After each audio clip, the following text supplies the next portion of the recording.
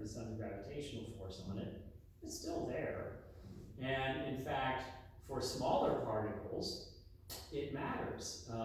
When you have a comet, there is what's called the ion tail that blows straight away from the comet, if you will, and it's swept back by the solar wind.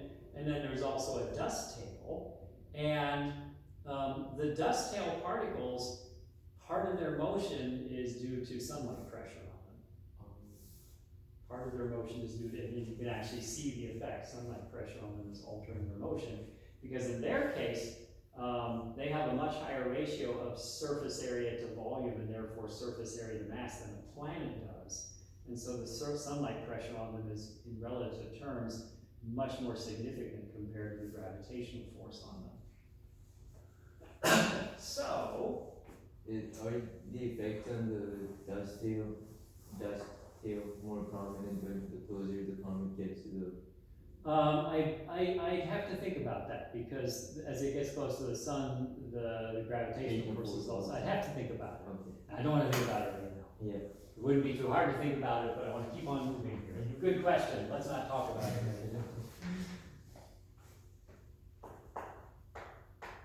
So we're going to say now dp lambda dt over dA, the rate of transfer of p lambda, photon momentum, to the surface, divided by the area. That'll be the force per unit area. That's what pressure is. Yeah, that's what pressure is. Is the momentum transferred per second per square meter to the photons.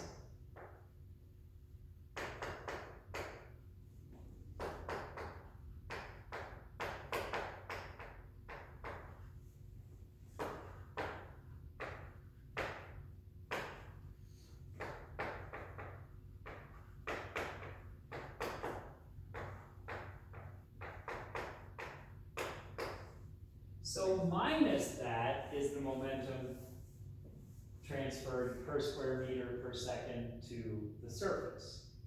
So that's just saying that the force is going to be downwards on the surface, because it's transferring plus positive z momentum to the photons. They leave with positive z momentum, and they came with negative z momentum. So the force on the surface is actually downwards. So it's going to push it downwards, push it away from the light source, in other words. This is the principle, by the way, of solar sails. So NASA is working on solar sails. The idea is you unfurl a really big reflector attached to, attached to your little spacecraft.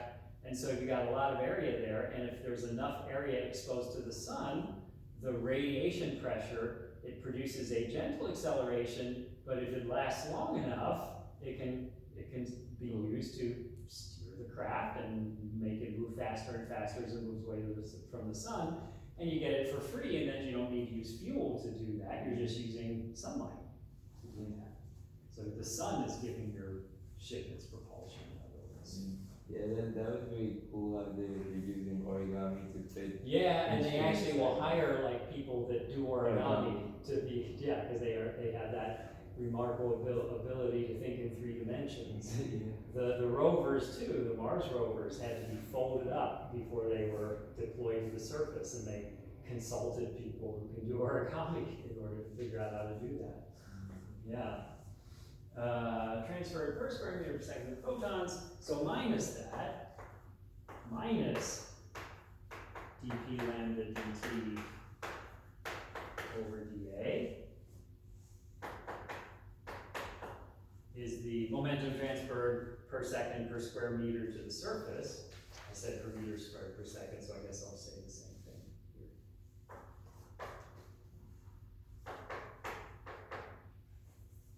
Is the momentum transferred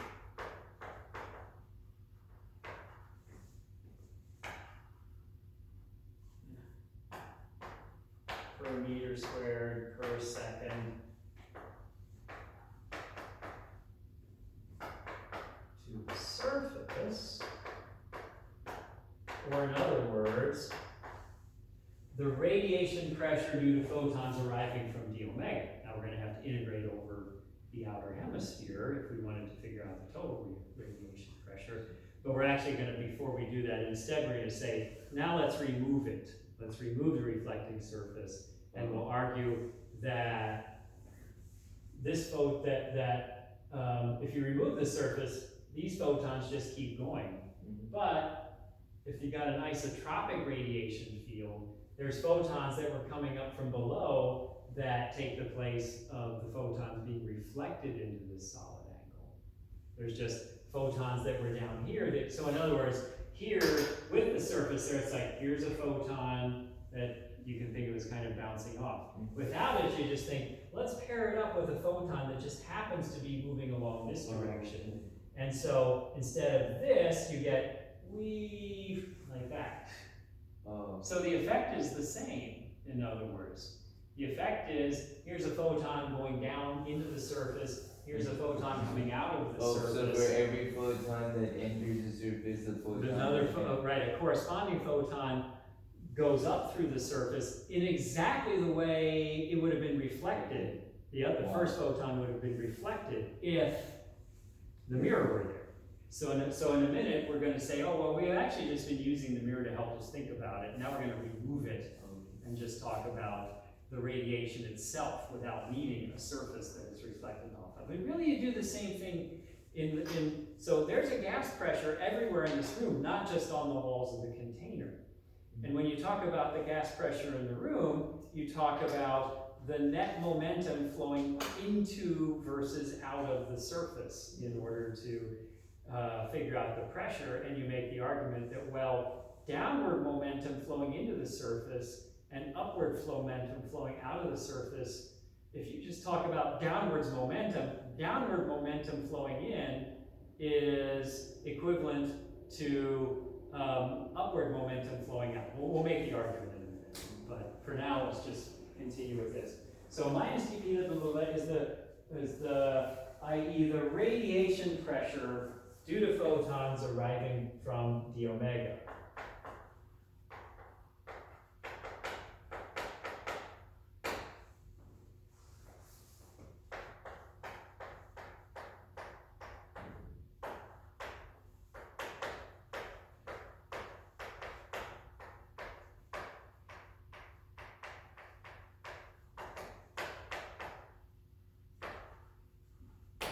So that's just a piece of the pressure, it's the ones from d omega.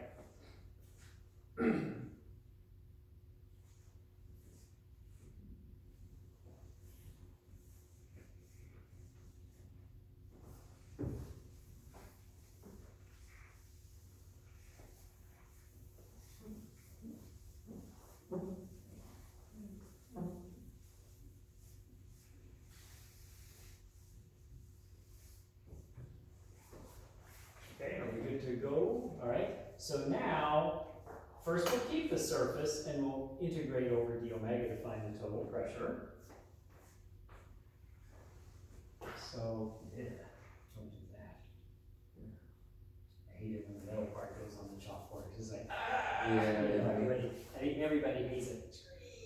It really, There's something, I figure I've read something about why that's supposed to be. You know, people speculate, like, why, and it's, you know, they give some evolutionary reason, like, I forget, I think it's like, I don't know, reminds you of predatory birds or something like that, I don't know, you know, some survival reason why we're supposed to hate that sound from our distant past when we had to run from, you know, dangerous things, you know. Anyway, to find the radiation pressure per unit wavelength interval, P rad comma lambda,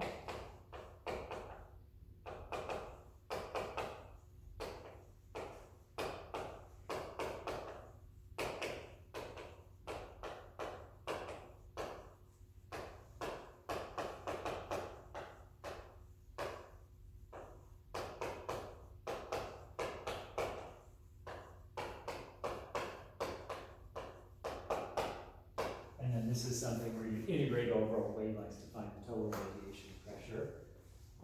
So to find P rad comma lambda, we integrate over solid angle in the incident hemisphere. We We only want to consider photons coming from the incident direction. Because, Okay, so we're only considering that quadrant. yeah, so, well, the upper hemisphere, in other So it words. would be 0 to pi. 0 to pi over 2 again.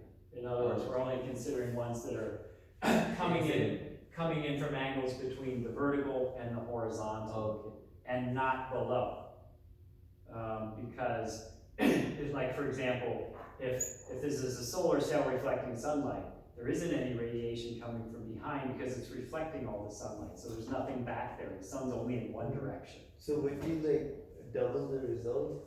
Because if we're integrating for the whole hemisphere, and then that quadrant takes only 0 to pi over 2, so do we like do it 2 times? So what we're going to do in a minute, so in other words, what we're going to do is, here we're considering the pressure on a surface, a physical mirror that's there. Okay? In a minute, we're going to talk about, okay, now what if you're in the middle of a star and radiation is coming from every direction?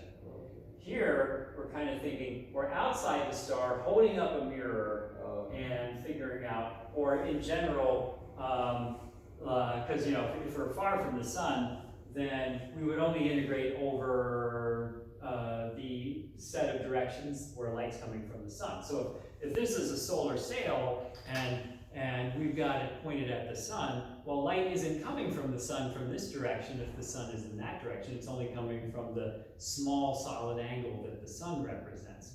But here we're imagining that we have radiation coming from every direction above the mirror onto the surface, and not below it. We're only considering radiation coming onto the mirror from above the surface here. We can imagine that there's no light below it. If there was light below it, for an isotropic radiation field, the upwards pressure and the downward pressure would cancel. The forces on it would cancel. The pressure would be the same above and below, from above and below, but there would be no net force on it. Pressure only exerts a force when there are differences in pressure. Pressure gradients are what ultimately produce forces. The pressure has to not be constant. If the pressure is constant, then there's no net force because the pressure on the top pushes down and the pressure on the bottom pushes up, and they cancel one another. So, and then we'll talk about that when we're doing stellar atmospheres. It's the pressure gradient that supports the layers of the star against gravity. If the pressure were constant, there would be no net pressure force on the layer. So, to find the radiation pressure per unit wavelength interval, P rad lambda, we integrate over solid angle in the incident hemisphere. So we'll do that, and then we'll take a break.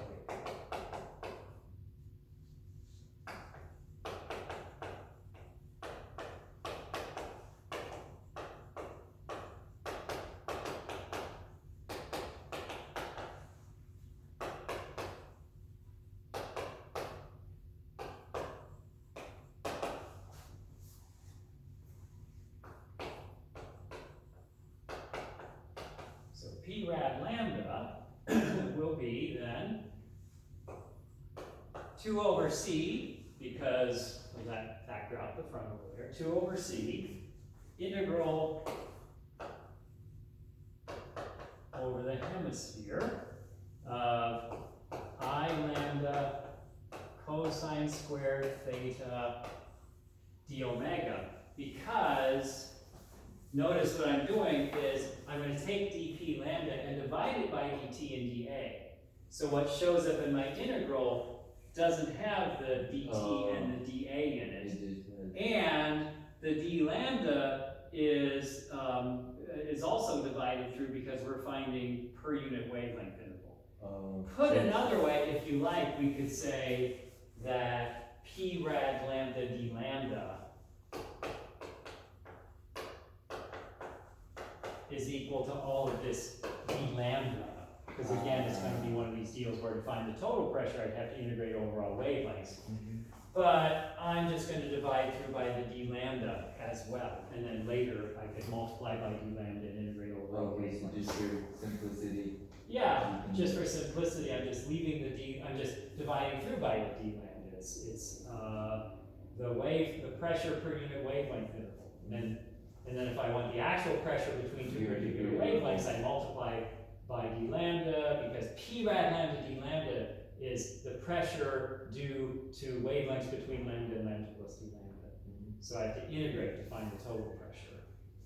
So p rad lambda is 2 over c I lambda cosine theta d omega, because we've divided through by d lambda dt dA and dA, and we're just left with 2 over c I lambda cosine theta d omega.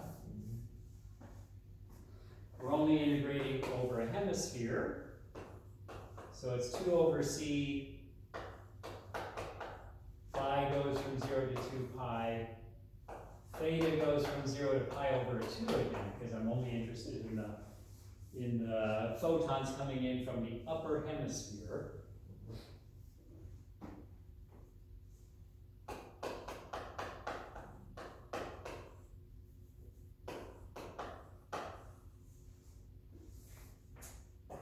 And then when I do the phi integral, that's implied by, well, I guess I'll write out that d omega is sine theta sine theta d theta d phi. Yeah, because if I'm going to write the limits, I better write the variables there.